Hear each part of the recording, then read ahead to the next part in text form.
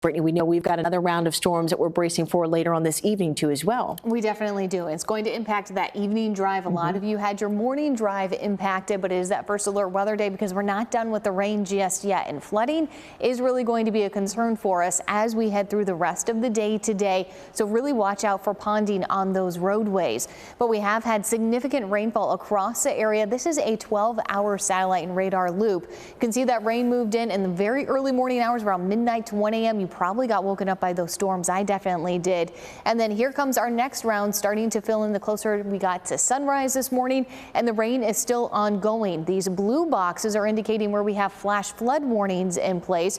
You'll notice some of those are back towards the hill country, but we also have one right here in DFW for Tarrant County and Denton County until 1:30 this afternoon. But look at the radar estimated rainfall that we have across the area, stretching from Stephenville right through DFW, especially into Collin County and southern portions of Denton County is where we've seen some of the highest rainfall totals, and that extends further off to the northeast as well. And we're not done with the rain yet. We could pick up another 1 to 3 inches of rain in some spots. So that's why flooding is really a main concern for us today. Here's a closer look at that flash flood warning that we have in place for Tarrant County and southern Denton County. You'll notice we have some pockets of some stronger thunderstorms moving right through Arlington where we're getting the heaviest rain.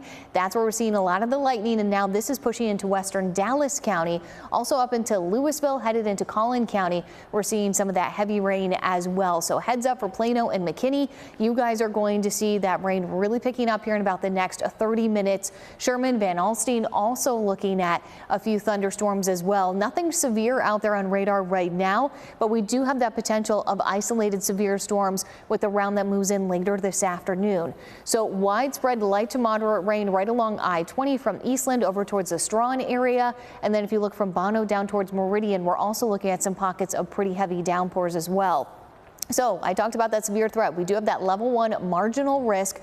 The tornado threat, it's low, but we can't completely rule out an isolated tornado, especially if we start to see some of that surface-based instability out there. But let's take a look at futurecast going through the rest of the day today. We are going to continue to see the rain filling in from the west and southwest across our area.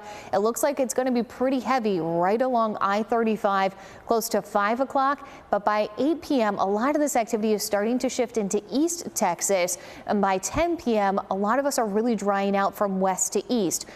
Most of us, that will be the last of the rain, but we are going to be watching south of I-20, especially into central Texas, for another round of rain and storms to develop very early on Friday morning. But you'll notice our skies already clearing out around 7:30 Friday morning in our western areas, and that will be the trend as we head into the afternoon hours on Friday. So today is the widespread, completely soggy rain day. Tomorrow we're actually going to get some sunshine out there, but look at the rainfall forecast. This is in addition to the rain that we have already seen in our area.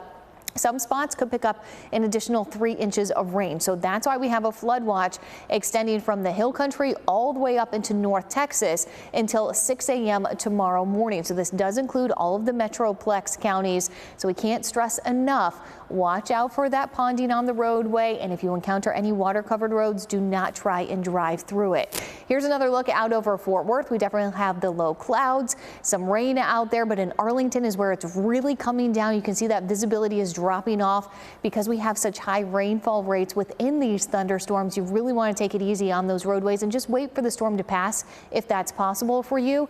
But you'll notice a lot of temperatures west of 35 holding in the 60s right now. We've still got some low 70s where the rain hasn't been quite as intense down to the southeast, but our temperatures aren't going to vary a whole lot today, maybe making it back up to about 72 degrees, but that's about it. And as we head into those evening hours, it is really going to be wet out there for us. But then tonight we will see some cooler temperatures. We're getting into the upper 50s for our western spots, and then tomorrow afternoon a little bit more sunshine, especially in the afternoon, and we are going to see those temperatures returning to the 70s. But that 7-day forecast, unfortunately, we are not done with the rain. Sunday into Monday, that's going to be another soggy time period. Unfortunately, that's when we have the Parade of Lights, so giving you that heads up if that's a holiday tradition for your family. Tuesday, we're drying out, but then look at Wednesday, we're cooling back off, topping out in the upper 50s.